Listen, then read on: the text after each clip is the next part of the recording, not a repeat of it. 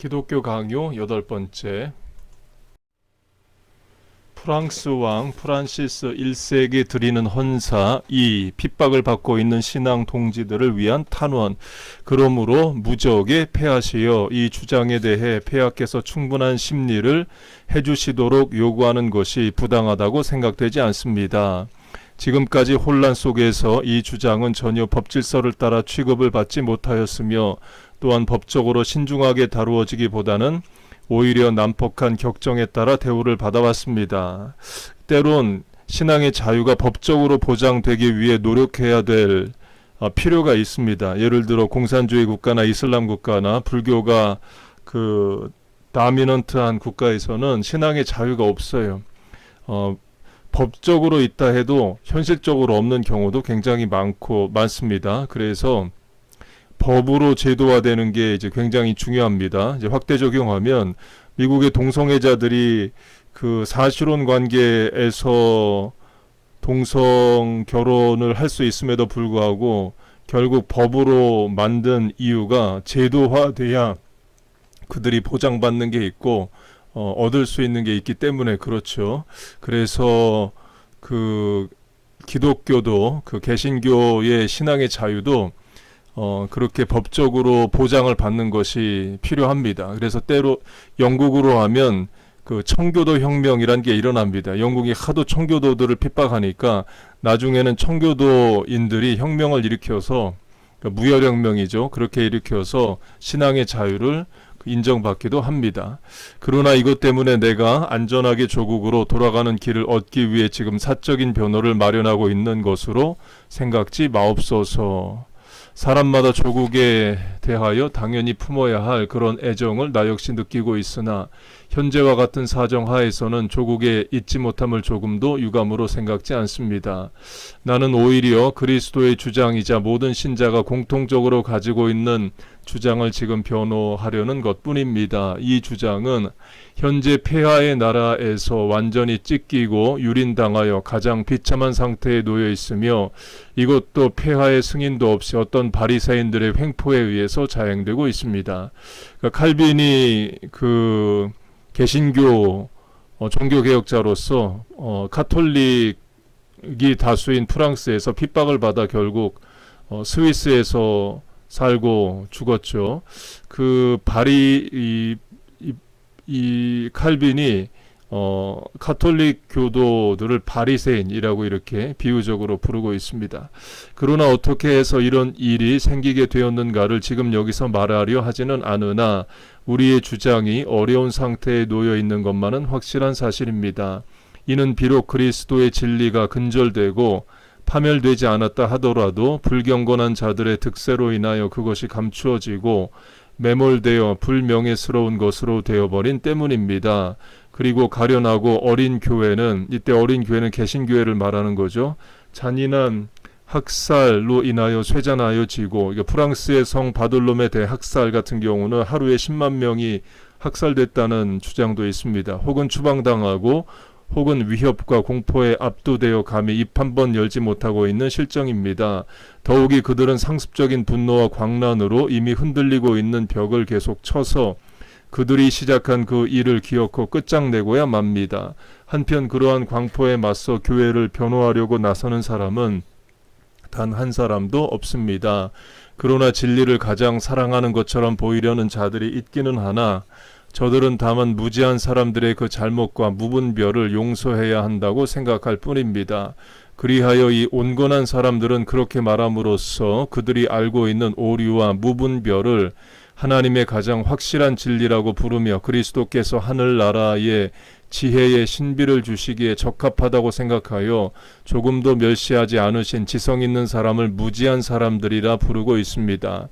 이와 같은 저들은 모두가 복음을 부끄러워하고 있습니다. 가장 영명하신 폐하시여, 특히 지금 어떻게 하면 하나님의 영광이 지상에서 안전하게 보존될 수 있을까? 또 어떻게 하면 하나님의 진리가 그 존엄을 그대로 유지할 수 있을까? 또 어떻게 하면 그리스도의 왕국이 우리들 가운데 잘 보존될 수 있을까 하는 매우 중대한 변호 문제가 기로의 선상에 놓여 있는 때에 폐하께서는 이 정당한 변호에 대하여 귀와 마음을 막지 않으셔야 할 것입니다. 사실 이 문제야말로 폐하께서 들으실 만한 가치가 있으며 인정하실 만하오며 폐하의 왕좌에 합당한 문제입니다. 이걸 이렇게 강조한다는 말은 사실 프랑스 왕이 안 듣는다는 거죠. 안 들으니까 이렇게 프랑스 왕에게 길게 쓰는 겁니다. 사실 진정한 왕은 왕국을 통치함에 있어서 자신이 하나님의 사역자라는 것을 인식해야 됩니다. 그러니까 하나님의 일을 왕이 방해하지 말라는 거죠. 이걸 이제 점잖게 안전하게 예의를 갖춰서 쓰는 겁니다. 그러나 자신의 나라를 다스림에 있어서 하나님의 영광을 위해 봉사하지 않는 왕은 벌써 왕적 통치를 행사하는 것이 아니라 약탈을 일삼는 자인 줄 압니다. 여기에 이제 루터에게 없는 칼빈의 사상이 나타나는데요. Civil disobedience, 시민 불복종 개념이 나타납니다. 곧 왕이나 통치자가 하나님의 뜻에 따라 백성을 다스리지 않을 때 백성이 불복종할 수 있다는 거예요. 그러나 이거는 그 폭력혁명이나 무질서한 반란이나 반항을 말하는 건 아닙니다. 이것도 일종의 형식을 갖추고 할 수 있는 한 제도적인 방법을 통해서 하나님을 거절하고 하는 그 왕을 쫓아낼 수 있다라는 그 가능성이 루터에게 칼빈에게 있는 거예요. 당연히 왕들은 싫어하죠. 예를 들면 일제시대의 교회가 출애굽기를 가르쳤습니다. 출애굽기를 가르치면서 우리가 믿는 하나님은 노예로 사는 이스라엘 백성들을 노예에서 해방시켜준 하나님이시다. 그래서 그 하나님을 믿는 우리에게도 출애굽의 소망처럼 해방의 소망이 있다. 이렇게 가르쳤습니다. 당연히 일제는 싫어할 수밖에 없죠. 그래서 그렇습니다. 더욱이 자기의 나라가 하나님의 홀, 곧 그의 거룩하신 말씀에 의해 통치되지 않는데도 그 나라의 영구한 번영을 추구한다는 것은 스스로를 속이는 것입니다. 이는 묵시가 없으면 백성이 방자히 행하거니와 잠언 29장이라고 하신 하나님의 말씀은 결코 거짓말하는 법이 없기 때문입니다.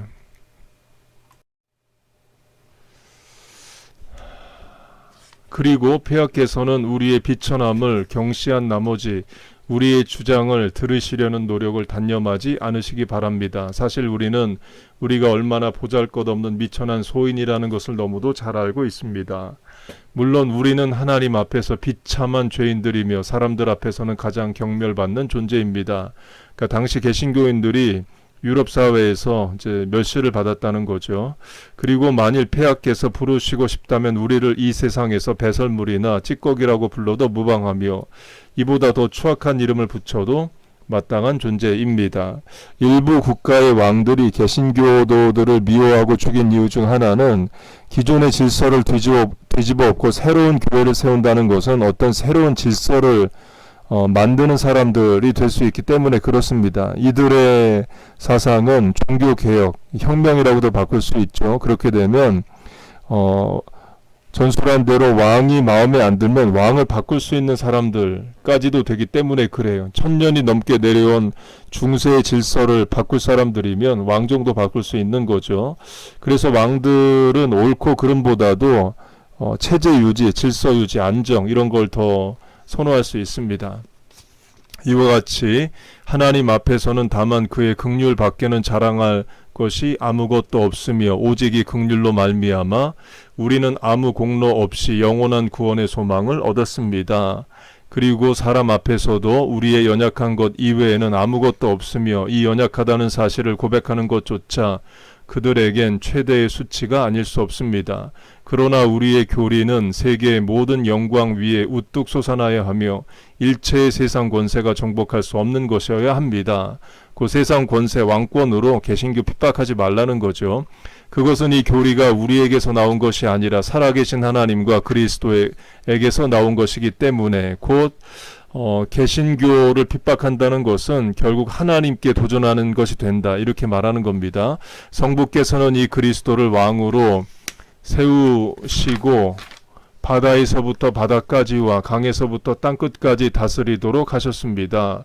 그리고 이미 예언자가 주의 통치의 위엄에 대하여 예언한 것처럼 토기장이가 질그릇을 쳐서 산산이 부서뜨리듯이 하나님은 철과 구리처럼 강하고 금과 은처럼 찬란한 온 세상을 그의 입의 막대기로 쳐서 흩어버리실 것입니다. 실로 반대자들은 우리가 거짓되게 하나님의 말씀을 우리 자신의 구실로 삼아 오히려 그것을 악하게 부패시킨다고 외치고 있습니다. 그러나 이것이 악의에 찬 중상일 뿐만 아니라 심히 뻔뻔스러운 행동이라는 것은 폐하께서 우리의 고백을 읽으시면 폐하의 분별력으로 판단하실 수 있을 것입니다.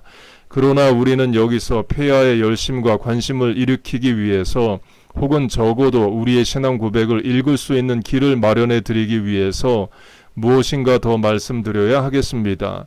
바울은 모든 예언은 믿음의 분수대로 하라고 주장하여 성경 해석에 명백한 표준을 세웠습니다. 그러므로 만일 이 표준에 따라 우리의 신앙이 검토되기만 한다면 승리는 분명히 우리의 것이 될 것입니다.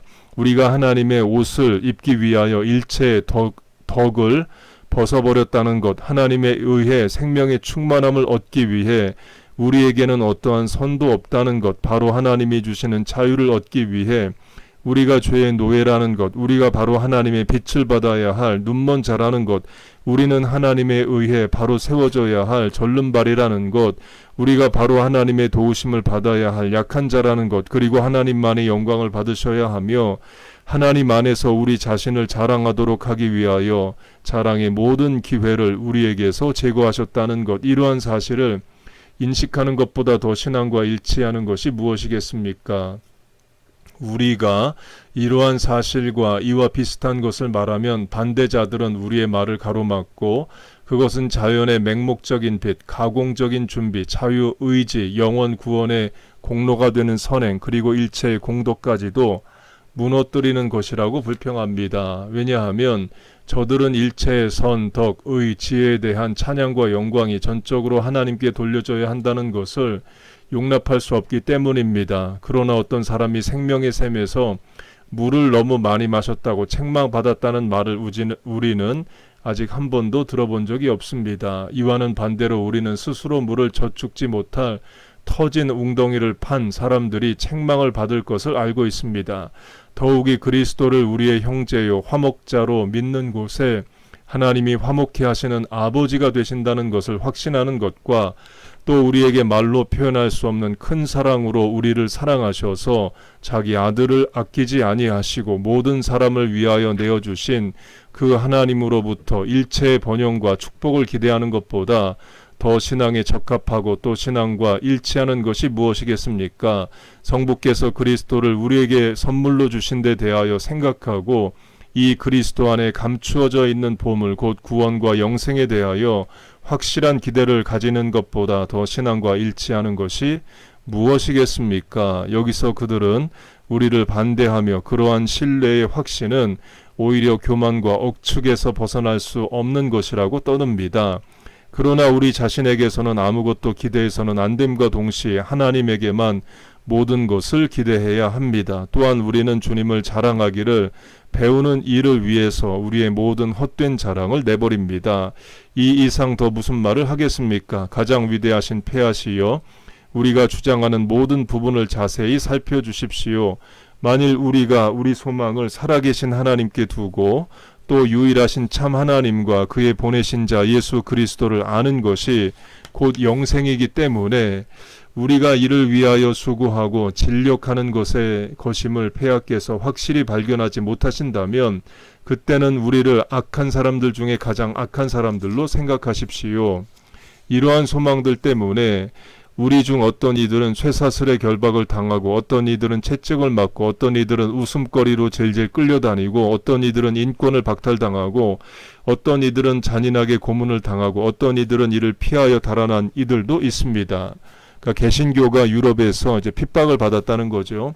이렇게 우리는 모두가 극단의 공경에 빠져 무시무시한 증오로 저주를 받으며 중상모략으로 상처를 입고 최대의 모욕적인 취급을 받고 있습니다. 이제 우리의 반대자들을 보십시오. 반대자들은 사제 계급에 속하는 자들로 카톨릭을 말합니다. 이 성직자들의 명령과 지도에 따라 다른 사람들이 우리를 향해 적대 행위를 일삼고 있습니다. 따라서 그들이 어떤 열심에 따라 움직이고 있는가를 나와 함께 잠시 동안이라도 살펴주시기 바랍니다. 성경에서 가르치고 있고 모든 사람 중에 그 위치가 마땅히 확립되어야 할 참 종교가 그들 자신과 다른 사람들에 의해 무시를 당하고 소홀히 다루어지며 멸시를 받고 있다는 것을 그들도 서슴지 않고 인정하고 있습니다. 그들은 자기네가 말하는 소위 맹목적 신앙 으로 교회의 판단에 따르기만 하면 하나님과 그리스도를 믿든지 믿지 않든지 이것은 별로 중요한 일이 아니라고 생각합니다. 곧 카톨릭과 우리 개신교의 차이는 개신교는 성경을 믿습니다. 하나님을 믿어요. 근데 카톨릭은 교회가 가르치는 것을 믿습니다. 그래서 우리는 개신교는 성경 공부한다 그러면 바로 성경 가르치죠. 마태, 마가, 누가, 요한 바로 가르치는데 그 카톨릭의 경우는 교리부터 가르칩니다. 왜 교회의 명령을 따라야 되고 왜 교회의 권위와 성서의 권위가 같고 교황의 칙령은 왜 무효한가 이런 교리를 먼저 가르칩니다. 일종의 세뇌 작업이라고 할 수 있죠. 또한 사도직의 수위성과 그 거룩한 모교회의 권위를 반대만 하지 않는다면 비록 하나님의 영광이 공공연하게 모욕을 당해 더럽혀져도 조금 더 마음의 고통을 느끼지 않습니다. 그러니까 그 로마 카톨릭 교회가 제도화되면서 자신들의 이권이나 질서나 권위에 도전하지 않으면 웬만하면 봐준다는 거죠. 그러면서 하나님의 권위와 영광이 가려져도 자기들 이익만 지킬 수 있다면 상관없다 이런 식이라는 겁니다. 그렇다면 어찌하여 그들은 미사니 연옥이니 하는 순례니 하는 혹은 이와 비슷한 사소한 것들을 위하여 그렇게 잔인하고 신랄하게 싸우고 있으며 가장 확실한 신앙이 없이는 경건을 유지할 수 없다는 사실을 부정하고 있습니까? 연옥을 말하는 데이 purgatory 우리 개신교는 연옥을 인정하지 않습니다. 천국이든 지옥이든 둘 중에 하나지 중간에 연옥이 있질 않아요.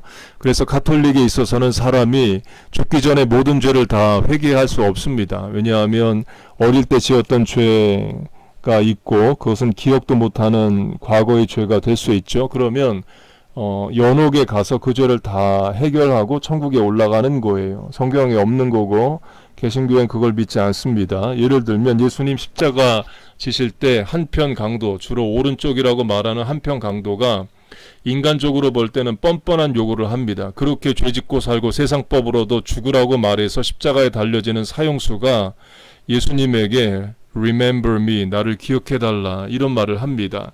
당신의 나라가 임할 때 나를 기억하소서. 천국으로 바꾸면 나 같은 죄인도 천국 보내달라. 인간적으로 보면 뻔뻔하죠. 그러나 예수님 그걸 받아주십니다. 곧 그 우편 강도가 만약에 카톨릭식으로 하면 연옥에 가야죠. 어마어마한 죄를 졌으니까 연옥에 가서 긴 시간 죄를 회개한 다음에 천국으로 가야 되는데 예수님은 그렇게 안 하시죠. 너 연옥에 가서 죄 다 사함 받으면 천국으로 올라간다 이렇게 안 하시고 내가 나와 함께 낙원에 이르리라 예수님 계신 곳에 바로 간다 이렇게 말씀을 하십니다. 그래서 연옥 교리를 우리는 인정하지 않습니다. 또 이 연옥 교리 때문에 또 면죄부가 또 팔리기도 하죠. 이런 것들이야말로 하나님의 말씀으로서는 하나도 입증될 수 없는 것이 아닙니까? 곧 성경에 없지만 카톨릭이 이런 교리를 갖고 있는 이유는 성경의 권위와 교회의 권위를 같이 봅니다. 교회가 성경을 정했다는 거죠. 그래서 성경에 없는 교리들을 카톨릭은 지금도 만들어냅니다. 그 이유가 무엇이겠습니까? 그것은 저들의 신은 배요. 저들의 부엌, 주방을 종교로 삼은 것이 아니고 무엇이겠습니까? 이것들이 없으면 그들은 벌써 자신이 그리스도인이라고 할 수 없을 뿐만 아니라 인간일 수도 없다고 믿는 자들입니다. 왜냐하면 어떤 이들은 사치스러운 음식으로 저들을 배불리고 있으며 또 어떤 이들은 마른 빵, 껍질을 씹어먹고 있으나 모든 사람은 이러한 연료가 식어버린 마침내는 완전히 얼어붙은 남비들을 붙들고 살아가고 있기 때문입니다. 그러므로 자기 배를 채우기 위해 전념하는 자가 바로 자기 신앙에 대하여 가장 열렬한 투사임을 입증하는 것입니다. 자기 배를 위한다는 것은 결국 자기 이권을 위한다는 거죠. 이권을 위해서 도전하면 그 누구라도 죽여버립니다. 예를 들면 예수님이 한 번 하루 예루살렘 성전 비즈니스를 멈추게 하셔요. 상을 뒤집어 엎으십니다. 환전하는 자, 비둘기 파는 자, 양 파는 자, 성전에서 장사하는 자들의 상을 뒤집어서 그날 장사 못하게 하십니다. 그 성전 안에서 장사하려면 제사장의 허락이 있어야 됩니다. 커미션, 수수료가 있었을 것이고 이익 분배가 있었을 거예요. 제사장들에게 아무 이권이 없는데 허락할 리가 없습니다. 곧 예수님이 그 제사장들의 이권에 침해를 하시니까 결국 죽여버리죠. 세상이 그래요. 내 이권에 도전하면 결국 죽이려고 합니다. 결국 로마 카톨릭도 개신교를 봐줄 수 없었던 것이 이권 문제예요. 이권은 결국 금이고 돈인데 교회들 지역들이 떨어져 나가면 더 이상 로마로 오는 헌금이 확 줄어버립니다. 독일, 덴마크, 노르웨이, 스웨덴 이런 나라들이 개신교 국가가 되면서 더 이상 로마로 헌금을 안 보내죠. 금 수입이 줄어듭니다.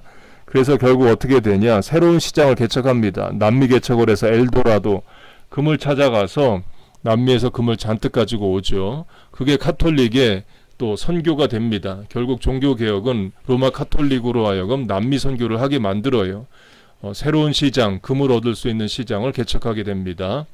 요컨대 그들은 모두 그들 왕국의 안녕을 보존하거나 혹은 그들의 배를 두둑이 채우고자 하는 한 가지 목적에만 몰두하고 있습니다. 그러나 그들 중에 진지한 열성을 조금이라도 보여주는 자가 아무도 없습니다. 새 것과 불확실한 것, 그리고 기적의 가치에 관한 적대자들의 혼란. 그러면서 그들은 우리의 교리를 끊임없이 공격하고 이것을 증오와 혐의의 대상으로 만들기 위해 온갖 험담으로 규탄하고 비방하고 있습니다. 그들은 이 교리를 신기하고 최근에 생겨진 것이라고 말하기도 하고 의심스럽고 불확실한 것이라고 비난하기도 합니다.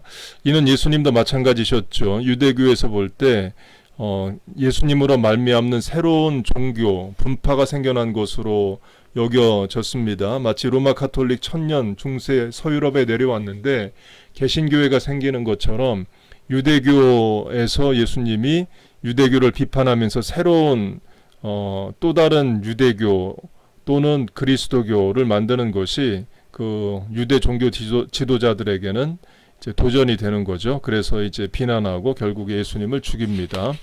그들은 이 교리가 무슨 이적으로 확증되는가 묻고 있습니다. 많은 거룩한 교부들의 동의와 가장 오래된 관습에 반대되도록 그런 교리를 주장하는 것이 과연 옳은지 그들은 묻고 있습니다. 이 교리가 교회에 도전하는 것이기 때문에 분리주의임을 자인하든가 아니면 그런 교리를 전혀 들어보지 못했던 여러 세기 동안에는 교회는 전적으로 죽어 있다고 말하든가 이 둘 중 어느 하나를 고백하라고 그들은 우리에게 강요하고 있습니다. 마지막으로 그들은 이 교리가 수많은 종파, 수많은 선동적인 폭동, 수많은 방종을 발생시킨 것으로 보아 그것이 어떠한 것임을 그 열매로 판단할 수 있기 때문에 더 많은 논의는 필요 없다고 말합니다.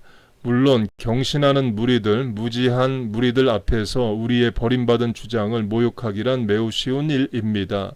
그러나 우리에게도 역시 말할 수 있는 기회만 허락된다면 제멋대로 맹렬하게 퍼붓고 있는 그들의 이 가혹한 비난은 아마 약화되었을 것입니다. 첫째, 그들은 이 교리를 신기하다고 말함으로 하나님에 대해 큰 잘못을 저지르고 있습니다. 하나님의 거룩한 말씀은 결코 신기하다는 말로 규탄받을 수 없는 것입니다. 실로 이들이 이 교리를 신기하다고 생각하는 데 대하여 나는 조금도 이상하게 여기지 않습니다. 그것은 그리스도와 복음이 그들에게 신기한 까닭입니다. 그러나 예수는 우리 범죄함을 위하여 내어줌이 되고 또한 우리를 의롭다 하심을 위하여 살아나셨느니라. 로마서 4장에서 한 바울의 설교가 옛것임을 아는 사람이라면 우리가 주장하는 말에 소위 신기하다는 점을 하나도 찾지 못할 것입니다. 이것이 오랫동안 파묻혀져서 알려지지 못한 것은 인간의 불경죄 때문입니다. 그러나 이제는 그것이 하나님의 선하심으로 인하여 우리에게 회복되었으니 적어도 그 옛 주장은 받아들여져야 할 줄 압니다. 이상과 같은 무지로 그들은 이 교리를 의심스럽고 불확실한 것으로 생각하게 되었습니다. 이것은 바로 주께서 예언자를 통하여 소는 그 임자를 알고 나귀는 그 주인의 구유를 알건만은 이스라엘은 알지 못하고 나의 백성은 깨닫지 못하는도다. 이사야 1장이라고 탄식하신 그대로입니다. 그러나 아무리 이 교리가 불확실하다고 비웃는다 하더라도 그들이 피와 생명으로 그들 자신의 교리를 확증해야 했다면 그것이 그들에게 얼마나 중요한 의미를 가지는가를 볼 수 있을 것입니다. 우리의 확신은 이와는 전혀 다른 것이어서 죽음의 공포도 심지어는 하나님의 심판 때도 두려워하지 않습니다. 그들은 우리에게 이적을 요구하고 있으나 그것은 정직하지 못한 행동입니다. 왜냐하면 우리는 모든 새로운 복음을 만들어내는 것이 아니라 오직 그리스도와 사도들이 이미 행하신 이적을 통하여 진리로 확증하신 바로 그 복음을 보유하고 있기 때문입니다. 그러나 그들은 우리와는 달리 오늘날까지도 부단한 이적을 통해 그들의 신앙을 확증할 수 있다는 이상한 특권을 갖고 있습니다.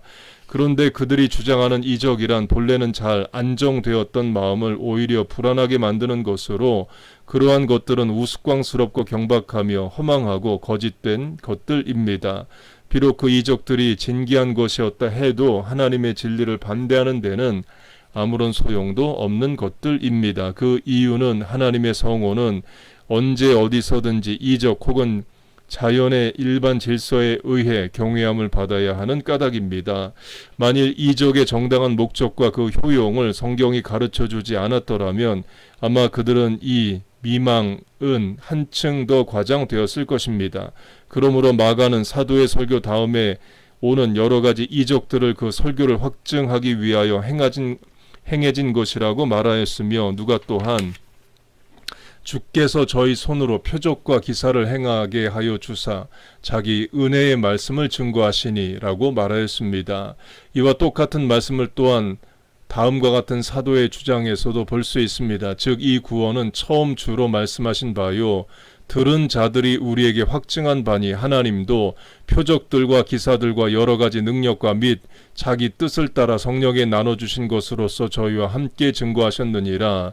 이 말씀에서 우리는 표적과 기사가 복음의 인장임을 알게 되었는데 복음의 신앙을 파멸하도록 우리가 이것들을 악용할 수 있겠습니까? 진리를 증거하기 위해서만 정해져 있는 이 표적과 기사들을 허위를 확증하는 데 적용할 수 있겠습니까? 그러므로 복음서의 기자의 말대로 이적보다 우위인 이 교리가 무엇보다도 먼저 검토되며 고찰되어야 한다는 것은 참으로 당연한 일인 줄 압니다. 그것이 확증되면 그 다음으로는 마땅히 이적에서 확증을 얻어야 합니다. 그러나 그리스도께서 말씀하신 대로 이 건전한 교리의 표는 인간의 영광이 아니라 하나님의 영광을 구하려는 것입니다.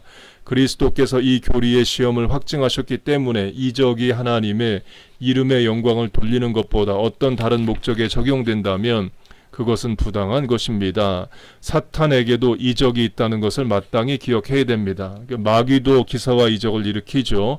광명의 천사로 나타난다고 말합니다. 곧 마귀가 우리가 그림에서 보듯이 뿔이 달리고 빨간색 꼬리에 검은색 몸에 그런 흉측한 모습으로 나타나는 게 아니라 광명의 천사, 아름답고 잘생긴 미남 천사 이렇게 나타날 수 있다는 거죠. 그리고 사탄도 병을 고치고 기적을 행합니다. 출애굽기를 보면 그 10가지 재앙의 3가지를 그 이집트의 술사들도 따라하죠. 마귀도 기적을 일으킵니다. 그래서 기적을 일으킨다고 해서 다 하나님의 역사는 아닌 거예요. 그것이 참된 능력이라기보다는 기만이기는 하지만 그러면서도 어리석고 무지한 사람들을 오도하기에는 충분할 것입니다. 마술사들과 주술사들이 언제나 유명해진 것은 저들이 행한 기적 때문입니다. 예를 들면 집회할 때 이렇게 밀어서 넘어뜨리는 게 있습니다. 넘어져도 되고 안 넘어져도 되는 거죠. 그래서 넘어져야만 어떤 그 집회에서 은혜를 받고 성령 체험을 한 게 아닙니다. 안 넘어지고도 은혜를 받고 성령 체험할 수 있는 거고, 그리고 결국에 중요한 것은 삶이 변하는 겁니다. 그날 뜨거운 마음, 뜨거운 눈물, 떨리는 가슴, 감동은 누구에게나 임할 수 있지만 그 다음 날도 그 감동을 가지고 언어가 변하고 가정에서 말의 표현이 다르고 인내하고 죄를 이기는 것이 더 큰 것이죠.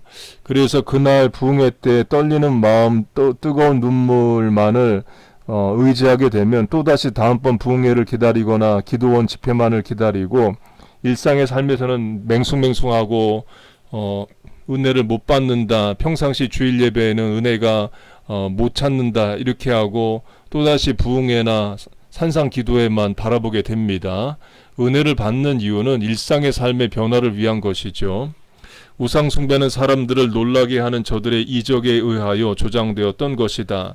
곧 마귀도 기적을 일으킵니다. 엘리야의 갈멜산상 전투로 하면 엘리야가 백성들과 바알 선지자들에게 하늘에서 불이 내려서 재물을 태우게 하자라고 제안을 할 때에 바알 선지자들이 우리는 그런 거 못한다 이렇게 안 하고 할 수 있다고 덤빕니다. 그 말은 바알도 우상들도 기적을 베풀었다는 거죠.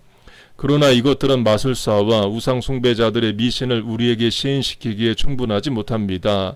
옛날 도나투스파는 이 공성추, 성벽을 부수는 데 쓴 옛 무기를 가지고 그들에게 이적을 행할 능력이 있듯이 단순한 대중들을 압도했던 것입니다. 그러므로 당시 어거스틴이 도나투스파에게 한 것과 똑같은 답변을 우리도 역시 반대자들에게 하려고 합니다. 그 답변은 우리 주께서 거짓 그리스도들과 거짓 선지자들이 일어나 큰 표적과 기사를 보이어 할 수만 있으면 택하신 자들도 미혹하게 하리라고 예언하시며 이적 행하는 자들을 경계하라고 하신 것입니다. 그리고 바울도 적그리스도의 나라가 모든 능력과 표적과 거짓 기적으로 임할 것이라고 경고했습니다. 그러나 그 이적들은 우상이나 마술사나 거짓 예언자들의 행해지는 것이 아니라 성도에 의해 행해진다고 말합니다. 이것은 마치 우리가 자기를 광명의 천사로 가장하는 것이 사탄의 계교라는 사실을 모르고나 있는 듯 말하는 것입니다. 옛날 애굽 사람들이 애굽에 있는 예레미야의 무덤에 제물을 바치고 신적인 존영을 드리며 그에게 경배를 드렸습니다. 그러니까 교회 전승에 의하면 예레미야가 이집트에서 죽었다고 전해집니다. 다니엘은 우즈베키스탄에서 죽었다고 전해지고 옛날 페르시아 제국의 우즈베키스탄도 점령을 했으니까 그래서 우즈베키스탄에 다니엘의 묘로 추정되는 묘지가 있대요. 이 기독교 강요의 저자 칼빈의 경우는 자기 묘지를 만들지 말라고 해서 어디에 묻혔는지도 모릅니다.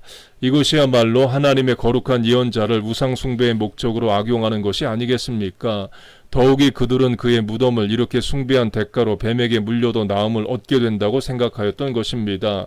유혹을 저의 가운데 역사하게 하사 거짓 것을 믿게 하시는 것은 진리의 사랑을 받지 않는 자들에게 내리시는 하나님의 가장 공의로우신 형벌이라는 것 외에 우리가 무슨 말을 할 수 있겠습니까?